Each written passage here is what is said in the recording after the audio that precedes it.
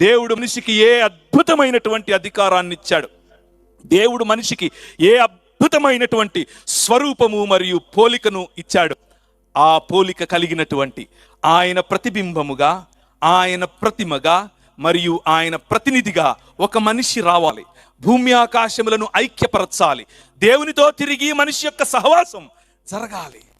మనిషి ఏర్పరచుకున్నటువంటి మార్గములు మతం సృష్టిస్తున్నాయి, కులాలను సృష్టిస్తున్నాయి, భేదములను సృష్టిస్తున్నాయి, మనిషిని దూరం చేస్తున్నాయి. కానీ అది కాదు మనకు కావాల్సింది. ఐక్య సమాజం కావాలి, ఒక్క సమాజం కావాలి. మనుషులందరూ ఒక్క శరీరముగా మారేందుకు ఒక్క మనిషి ఈ ప్రపంచంలోనికి రావాలి. ఆయనే నా రాజు. That is your king. ఈ ప్రపంచానికి రాజు. ఆ రాజు ఈ ప్రపంచానికి వేంచేస్తున్నాడు. ఆ రాజు నీవు ఉన్న రోగాన్ని తీయటానికి వచ్చాడు. ఆ రాజు గుర్రమెక్కి కత్తి పట్టుకొని ప్రపంచాల మీద రాజ్యం చేయటానికి వచ్చిన రాజు కాదు. ఆ రాజు ప్రేమామయుడు. ఆ రాజు కృప చూపించేవాడు. ఆ రాజు ప్రేమ చూపిస్తాడు. ఆ రాజు సహనము చూపిస్తాడు.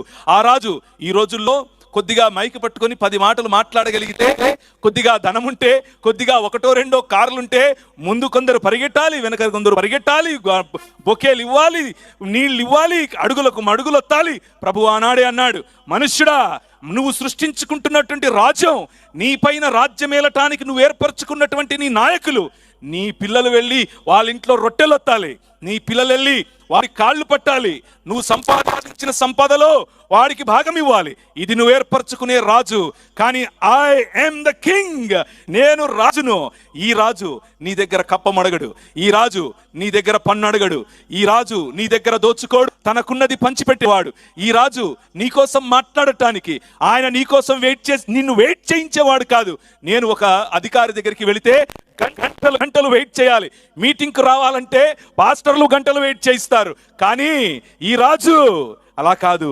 నీకోసం నువ్వు ఒంటరిగా ఉంటే, ఒకానొక రోజు ఒక ఒంటరిగా ఉన్నటువంటి ఆమెకు 5 ఇప్పుడు బ్రతుకుతున్నది 5వ భర్త. అసలు ఆమె భర్తో కాదో తెలియదు. 5 మందిని వదిలేసి పాప జీవితంలో జీవిస్తూ ఉంటే ఆమెను సంధించాలని నిర్ణయించుకున్నాడు నీ రాజు.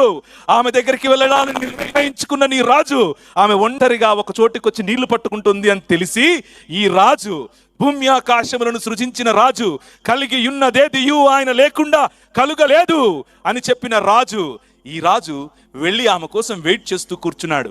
ఆమె వచ్చింది. ఆమె వస్తే, అమ్మా నీళ్ళు ఇస్తావా అని అడిగాడు. ఆ రాజును మీ ముందు ప్రకటిస్తున్నాను. మీరు కోల్పోయిన మహిమ, మీరు కోల్పోయినటువంటి మీ అధికారం, మీరు కోల్పోయినటువంటి దేవునితో మీకున్న సంబంధం, ఈ సంబంధాన్ని తిరిగి పునరుద్ధరి